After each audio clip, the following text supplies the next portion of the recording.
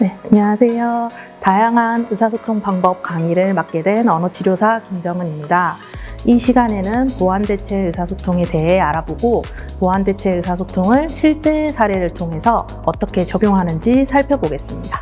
이 시간을 통해서 보완대체 의사소통이 의사소통을 확장함을 알고 어떻게 다양한 방법으로 지원할 수 있는지 알아가시면 좋겠습니다. 감사합니다.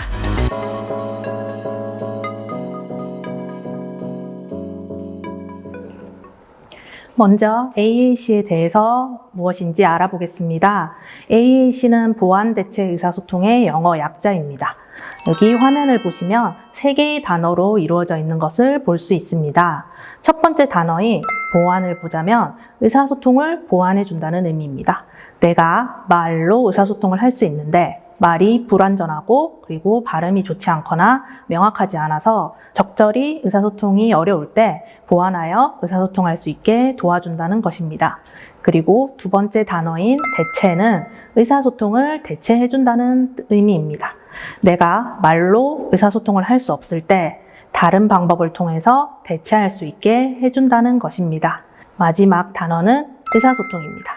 보완해서 의사소통하고 대체해서 의사소통하고 그래서 AAC는 의사소통한다는 것을 말하고 있습니다. 이렇게 AAC는 3개의 단어로 이루어져 있습니다. 미국 언어청각협회의 아샤의 AAC 정의는 다음과 같습니다. 말하기 이외에 사람이 사용할 수 있는 모든 방법을 AAC라고 합니다. 그리고 모든 연령에서 사용할 수 있다는 것을 언급하고 있습니다. 그래서 AAC는 의사소통 제약이 있는 의사소통이 어려운 사람들이 일상생활을 향상할 수 있도록 사용할 수 있는 것이라고 정의하고 있습니다. AAC의 목적에 대해서도 살펴보겠습니다. 지금 화면에 4개가 나오고 있는데 하나씩 살펴보겠습니다. 먼저 AAC는 효율적이고 효과적인 소통에 참여하기 위한 것입니다. 말로 효과적으로 의사소통할 수 없는 사람들이 더 빠르고 쉬운 방법을 찾아서 의사소통할 수 있도록 하는 것이 목적입니다. 이거는 나의 권리와도 관련이 되어 있습니다. 그리고 두 번째는 욕구와 필요를 요구하는 것입니다. 내가 원하는 것을 말하는 것은 굉장히 중요한 것이기 때문입니다. 그리고 세 번째는 사회적 상호작용을 위한 것인데요. AAC를 이용해서 농담을 하고 인사를 하고 그리고 나랑 이걸 같이 하자 이렇게 제안을 하는 등 관계를 맺고 대화하는 데 목적이 있습니다. 그리고 마지막은 정보 전달입니다.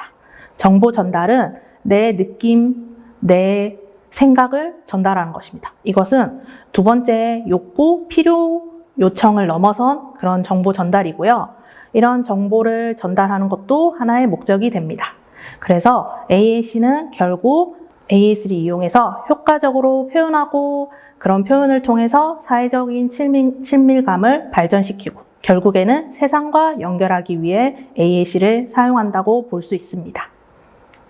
네, AAC에 대해서 좀 더 자세하게 알아보기 전에 우리가 하고 있는 오해에 대해서 몇 가지 얘기하고 가겠습니다. 첫 번째 오해는 AAC를 사용하면 말을 하지 않을 것 같다입니다. 특히 발성이나 구어 등 간단하게 의사소통이 가능한 분들을 만나시는 사람들이 이런 걱정을 많이 합니다. 그런데 한번 생각을 해보면 의사소통의 발달이 구어로만 이루어져 있지 않습니다. 구어로 의사소통을 하기 전에 소리를 내고 그리고 어른과 비슷한 소리로 바뀌고 또 제스처를 하고 그런 여러 가지 단계가 발판이 되어야지만 구어로의 발달로 갈 수 있습니다.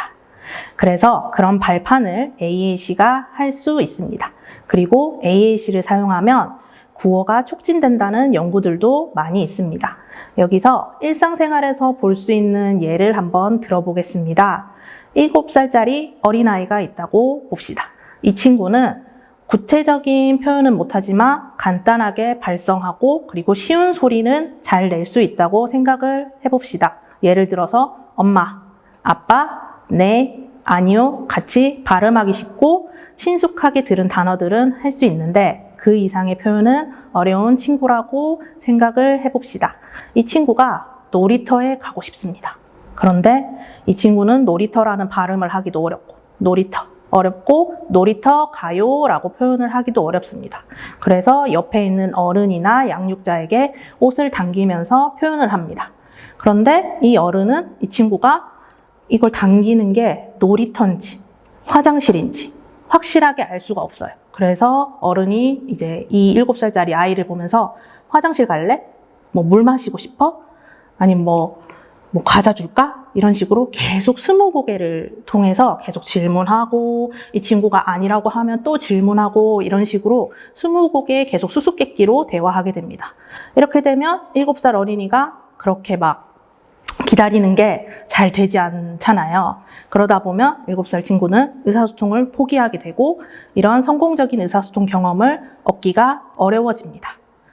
그래서 이런 친구들에게 이제 AAC를 이용해서 그 다음 단계로 나아갈 수 있도록 도움을 줄 수 있습니다. 그리고 구어 사용 촉진을 넘어서서 읽기 쓰기 학습으로도 나중에는 나아갈 수 있기 때문에 이런 의사소통 성공적인 경험을 쌓고 구어 이전에 발판을 마련하기 위해서 AAC가 필요하다고 말씀드립니다.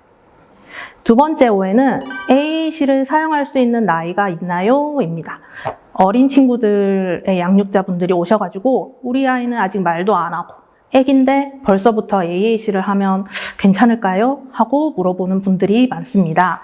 제가 앞에서 말씀드렸다시피 의사소통의 시작은 구어가 아니라 그 전에 이제 갓난아기 때는 울음, 그리고 옹알이, 제스처, 지적하기 이렇게 발달을 밟아가면서 구어 의사소통으로 나아간다고 말씀드렸습니다. 그래서 구어 이전부터 의사소통 경험과 의사소통 형식을 연습하기 위해서는 AAC가 필요할 수 있습니다. 여기서 다른 오해들이 나오는데 그림 상징만 그림 카드, 그림 상징만 AAC다 라고 생각해서 우리 아이는 카드 그림을 아직 몰라요. 잘 못 봐요. 이래서 더 크면 할 수 있지 않을까요? 하는 그런 질문도 많이 받습니다. 나중에 나오겠지만 그리고 앞에 아샤의 정의에서도 나왔지만 말 이외의 모든 의사소통 방법이 AAC입니다. 그래서 이 정도는 되어야 AAC를 쓸 수 있어 라는 그런 기준은 없다고 보면 됩니다. 그리고 세 번째 오해에 대해서 말씀드리겠습니다. AAC는 그림 상징만 사용하는 건가요?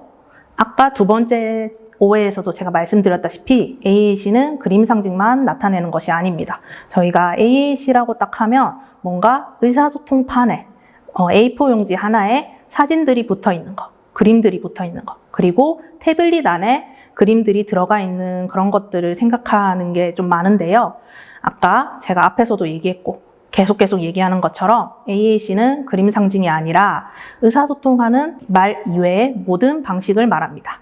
예를 들어서 그림 상징도 얘기할 수 있고 제스처, 표정, 실제 사물을 사용할 수도 있습니다. 그래서 AAC는 무엇을 사용하느냐가 중요한 게 아니라 사용자에게 무엇이 가장 적합한가가 중요합니다. 네 번째 마지막 오해에 대해서 말씀드리겠습니다. 네 번째 오해는 말 발달이 모두 끝난 후에 AAC를 써야 할까요? 인데요. 이거는 앞에 첫 번째 오해에서 7세 아동 이야기를 제가 했죠. 그것과 같은 맥락입니다. 구어 이전에 의사소통을 촉진해서 언어 발달을 도와주는 역할을 할 수 있습니다. 지금부터는 AAC를 구성하고 있는 4가지 요소에 대해서 말씀드리겠습니다. 상징, 보조도구, 기법, 전략 이렇게 4개로 이루어져 있고요. 먼저 상징에 대해서 알아보겠습니다. AAC 상징에는 비도구적 상징과 도구적 상징으로 나눌 수 있습니다. 비도구적 상징은 외부 도구 없이 사용하는 것입니다. 결국 내 몸을 이용해서 의사소통한다고 보면 됩니다.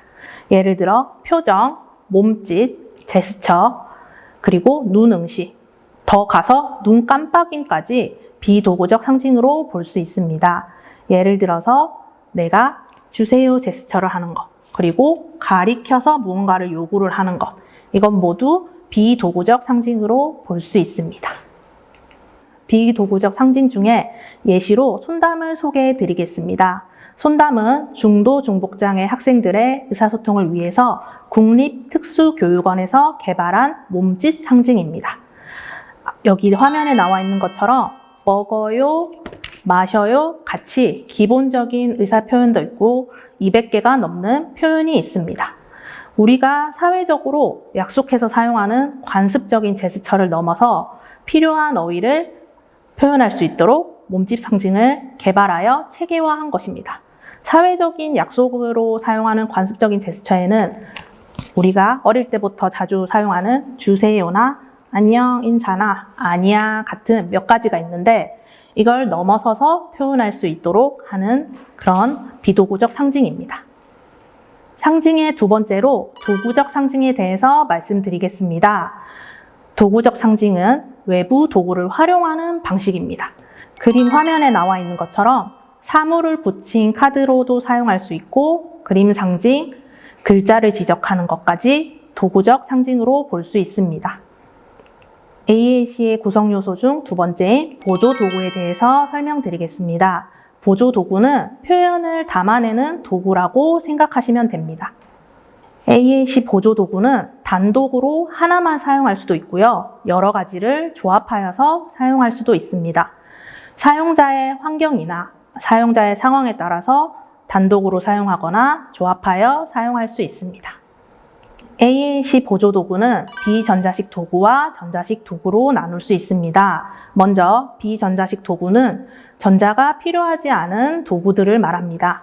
화면에 나와 있는 것처럼 그림 카드가 붙어 있는 의사소통판, 아니면 실물이 붙어 있는 의사소통판, 그리고 눈 응시판, 사진 등을 말할 수 있습니다. 눈 응시판에 대해서 조금 더 설명을 하자면 이렇게 판이 있는데 가운데에 구멍이 뚫려 있어요. 그래서 구멍이 뚫려 있으면 여기는 사용자, AAC 사용자, 여기는 대화 상대방이 마주보고 앉을 수 있습니다. 그래서 여기 이렇게 상징이 붙어 있는데 사용자가 상징을 향해서 눈을 움직여서 응시를 하면 구멍을 통해서 대화 상대방이 어느 쪽을 봤는지 확인을 해서 의사소통할 수 있는 도구를 눈 응시판이라고 얘기합니다. 비전자식 도구의 장점은 배터리와 프로그램 오류가 없어서 언제든지 어디서 사용할 수 있다는 점이 있고요. 그리고 비용이 저렴하다는 장점도 있습니다. 만들 수 있기 때문에 가정이나 학교에서도 쉽게 시도할 수 있다는 점도 장점입니다. 보조 도구의 두 번째인 전자식 도구는 전기 기기를 활용하는 방식인데요. 컴퓨터, 태블릿, 스마트폰에 AAC 프로그램이 저장되어 있는 소프트웨어나 음성 산출만을 위한 장치가 있습니다. 음성 산출만을 위한 장치는 미리 저장된 음성이나 미리 저장된 녹음이 나오는 장치로 스위치를 예시로 들 수 있습니다. 소프트웨어 같은 경우에는 한국에는 마이토키, 위톡, 나의 AAC 등을 볼 수 있습니다. 전자식 도구의 장점은 음성이 출력이 되는 것입니다. 음성이 출력이 되는 게 중요한 이유가 뭐냐면 AAC 사용자 측면에서 보자면 내가 누른 것이 소리로 피드백이 된다는 것입니다. 내가 어떤 이런 상징을 눌렀을 때 이 소리가 바로 들리게 되고 내가 무엇을 눌렀는지 바로 확인할 수 있고 그리고 내가 어떤 것을 눌러서 전달하고자 하는지 내가 잘못 눌렀는지 잘 눌렀는지에 대해서도 바로 확인할 수 있어서 그 점이 장점으로 꼽힙니다. AAC 구성 요소인 세 번째 기법에 대해서 설명드리겠습니다. 기법은 사용자가 상징에 접근하는 방법입니다. 간접 선택과 직접 선택 두 가지로 나뉘고요. 먼저 직접 선택에 대해서 설명드리겠습니다. 직접 선택은 손이나 신체의 일부로 직접적으로 선택하는 것입니다. 가장 많이 쓰이는 방식이 손가락으로 상징을 가리켜서 누르는 것, 가리키는 것을 볼 수 있습니다. 그 외에는 조이스틱, 시선 추적기, 헤드 마우스, 발 스위치 등도 직접 선택으로 볼 수 있습니다. 여기 시선 추적기에 대해서 조금 더 말씀드리자면 눈이 있고 여기 태블릿 밑에 시선 추적기가 있습니다. 그래서 눈을 시선 추적기가 인식을 해서 눈이 바라보는 것을 선택할 수 있게 도와주는 기계입니다. 두 번째로 간접 선택에 대해서 말씀드리겠습니다. 간접 선택은 직접 접촉하지 않고 항목을 선택하는 것입니다. 주로 스캐닝 방식을 사용합니다. 스캐닝은 선택지들을 제시하고 원하는 것이 나올 때 반응하는 방식입니다.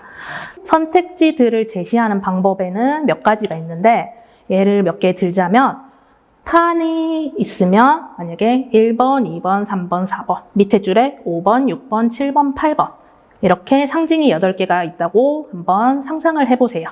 그리고 스캐닝을 시작하면 첫 번째 방식으로는 1번, 2번, 3번, 4번 하나씩 차례로 보여주는 스캐닝 할 수 있게 도와주는 제시하는 방법이 있을 수 있습니다. 두 번째 방법으로는 가로줄이나 세로줄을 선택하고 그 안에 해당하는 상징들을 보고 반응하여 간접 선택하는 방식이 있습니다. 첫 번째 줄에 있나요? 했는데 반응을 안 하면 두 번째 줄로 스캐닝이 넘어가겠죠? 그러면 이 두 번째 줄에서 두 번째 줄이 있나요? 했을 때 있어요 하고 무언가 반응하는 양식을 표현하면 이 두 번째 줄에 있는 5번, 6번, 7번, 8번 상징을 하나씩 스캐닝 해주는 방식이 있습니다. 네, 청각적 스캐닝은 소리로 들려주는 것이고 시각적 스캐닝은 화면으로 보여주면서 스캐닝을 해주는 방식입니다. 그리고 파트너 보조 스캐닝이 있는데요. 파트너 보조 스캐닝은 파트너가 스캐닝을 대신 해주는 것입니다. 그래서 제가 파트너라고, 대화 파트너고 앞에 사용자가 있다고 생각을 하시면 이게 의사소통판이면 파트너가 하나씩 스캐닝을 해주는 것입니다. 이런 간접 선택 방식은 시간이 오래 걸리지만 운동 능력에 제한이 있는 사람들도 AAC를 사용할 수 있도록 도와줍니다. AAC 구성 요소의 마지막입니다. 전략은 의사소통을 보다 효과적으로 향상시킬 수 있는 방법입니다. AAC 전략에는 몇 가지가 있는데요. 여기서 4가지만 소개하도록 하겠습니다. AAC 사용자가 자주 사용하는 문장을 미리 저장해서 빠르게 활용할 수 있도록 하는 방법도 있습니다. 예를 들어서 화장실 가고 싶어요를 하나의 칸에 문장으로 저장을 하거나 아니면 내가 좋아하는 무슨 음악을 듣고 싶어요를 하나의 문장으로 한 개의 칸에 저장을 사용을 하면 화장실 따로 가고 싶어요. 무슨 노래 듣고 싶어요. 이렇게 따로 누르지 않아도 한 번에 빠르게 말할 수 있도록 할 수 있습니다. AAC 전략의 두 번째는 기다려주는 것입니다. AAC로 의사소통을 하는 것은 구어로 의사소통할 때보다 생각보다 훨씬 많은 시간이 걸립니다. 최소 10초부터 최대 30초까지 AAC 사용자가 어떤 의사소통을 하고 싶어 하는지 기다려주는 것이 필요합니다. 기다려줄 때는 재촉을 하거나 대신 말해주는 것 대신 이 친구가 표현을 할 수 있게끔 충분히 기다려주시기를 바랍니다. AAC의 전략의 세 번째, 네 번째는 즉각적으로 반응하고 일관적으로 반응하는 것입니다. 내가 아까 손담에서 나온 것처럼 먹어를 손담 제스처, 먹어요를 사용한다고 치면 이 내가 만나는 선생님, 양육자, 친구, 동생 모두 일관적으로 반응을 해줘야 합니다. 내가 먹어요를 선생님 앞에서 했을 때 선생님도 뭔가 먹고 싶구나. 그리고 내가 엄마 앞에서도 먹어요라고 했을 때 얘가 배가 고프구나. 그리고 동생 앞에서도 이렇게 했을 때 뭘 먹고 싶구나. 이런 일관적인 반응을 해주어야지 AAC를 좀 더 빠르게 활용하고 습득하는 데 도움이 됩니다.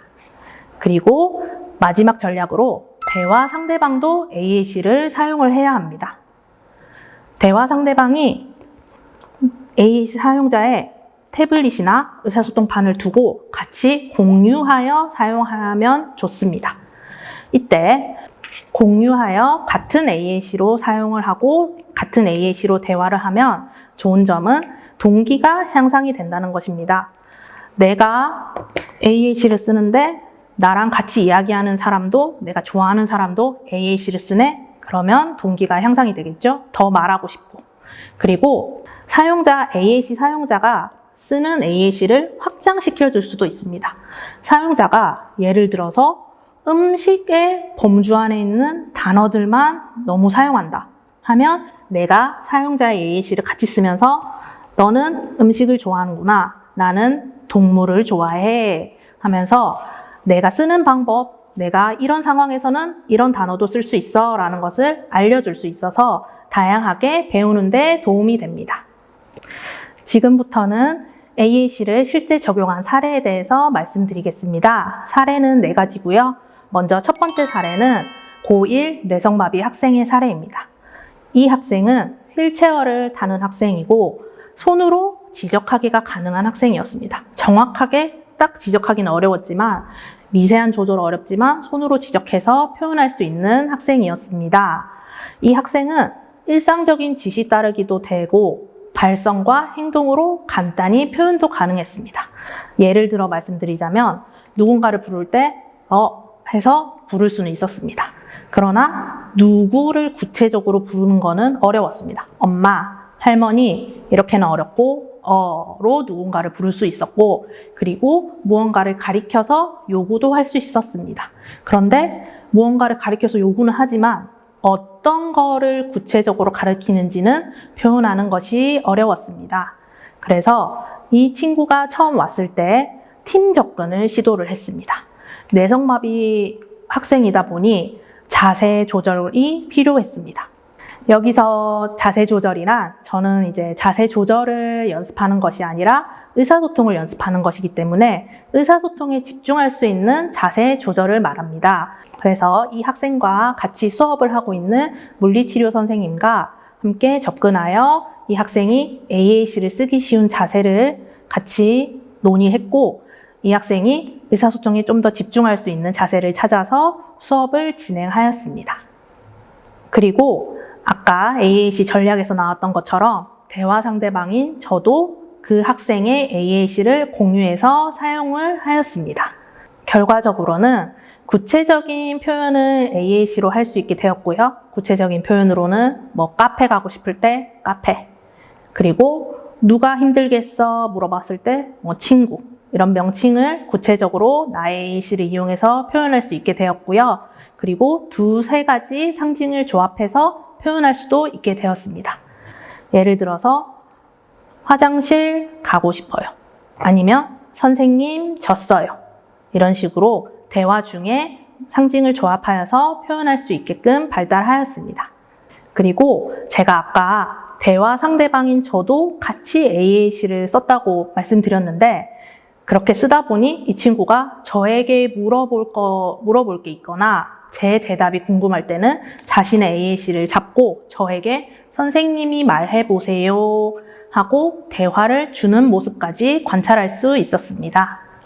2번째 사례입니다. 2번째 사례는 초등학교 6학년 자폐성 장애 학생인데요. 앞에 첫 번째 사례의 뇌성마비 학생은 AAC를 대체로 사용을 하였고요. 자폐성 장애 학생은 보완으로 사용하였습니다. 이 학생은 엄마, 주세요, 네, 몇 가지 구어를 표현할 수 있는 학생이었습니다. 주세요가 정확히 주세요라고 나오진 않고 뭐예요라고 명확하지 않게 나오긴 했지만 구어를 사용할 수 있는 친구였습니다. 구어로 말할 수 있는 단어의 수가 적다 보니 제한적인 의사소통을 하는 문제가 있었습니다. 그래서 나의 AAC를 통해서 발음이나 표현이 어려운 단어는 제시를 해 주었습니다. 그래서 이 학생은 8판을 사용을 했고요. 위에 4개, 밑에 4개 해서 아이가 자주 쓸 수 있는 단어들이지만 발음이 어려운 상징들을 제시를 하고 구어와 함께 조합하여 사용할 수 있게 하였습니다. 그리고 이 학생에게 굉장히 도움이 되었던 것 중에 하나가 AAC가 청각적인 정보도 주지만 시각적인 정보도 준다는 것이었습니다.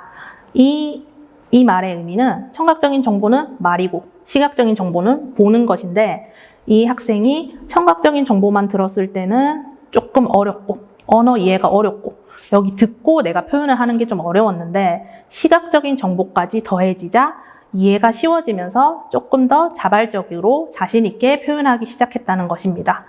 우리 예시를 들어도 우리가 설명서를 그냥 말로 들을 때와 그림이 있으면서 말로 들을 때 어떤 게 더 쉬운지 그것을 생각해 보면 같은 맥락으로 이해할 수 있습니다. 그래서 결과적으로 이 친구는 2단어 조합으로 표현할 수 있었고 2단어 조합도 다양한 방법을 조합하여 표현할 수 있었습니다. 예를 들어 엄마는 자기가 말할 수 있는 구어로 하고 찾아주세요 같은 단어는 발음이 어려우니 상징으로 표현하는 그런 구어와 상징을 조합하여 표현할 수 있게 되었습니다. 세 번째 사례를 말씀드리겠습니다. 세 번째 사례는 초등학교 2학년 시청각 중복장애 학생이었습니다. 이 학생은 소리는 들을 수 있었지만 말소리를 구분하는 것은 어려웠습니다. 뒤에서 엄마라고 얘기를 하면 그 소리가 있다 없다는 이해할 수 있었어도 그 소리가 엄마인지 자신의 이름인지 아빠인지는 구분할 수 없었습니다. 그리고 시각장애가 있었지만 내가 실제 사물을 보고 그 사물과 사진을 매치하고 상징과 매치하는 것에는 큰 어려움이 없는 친구였습니다. 이 학생은 의사소통 형식이 잡아당기기만 있었습니다.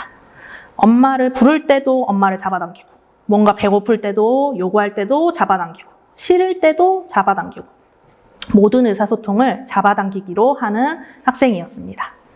그래서 이 학생에게는 기본적인 의사소통 기능과 형식을 확립하기 위해서 관습적인 제스처와 손담인 몸짓 상징을 먼저 사용을 하였습니다.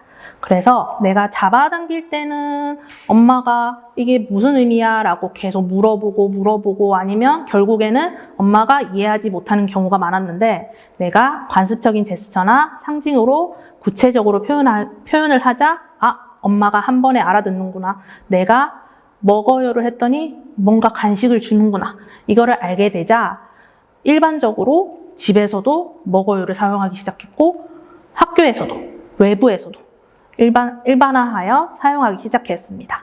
그래서 이 학생은 제스처와 몸짓 상징으로 시작해서 실물 상징으로 넘어가고 그리고 의사소통판까지 넘어갈 수 있었습니다. 결과적으로 이 학생은 다중양식을 사용해서 의사소통을 표현할 수 있게 되었고요. 상징 카드, 제스처, 몸짓 상징들을 조합해서 표현할 수 있게 되었습니다. 그리고 더 나아가서 사회적인 의사소통 능력도 발달을 하였는데요. 대화를 먼저 시작하고 싶어하고 그리고 기다려주고 이런 식으로 관계를 맺을 때도 AAC를 사용하여 표현할 수 있게 되었습니다. 마지막 사례를 설명드리겠습니다. 마지막 사례는 20세의 시각중복장애 성인이었습니다. 시각중복장애라서 시각장애와 지적장애, 내성마비가 중복되어 있는 성인이었습니다.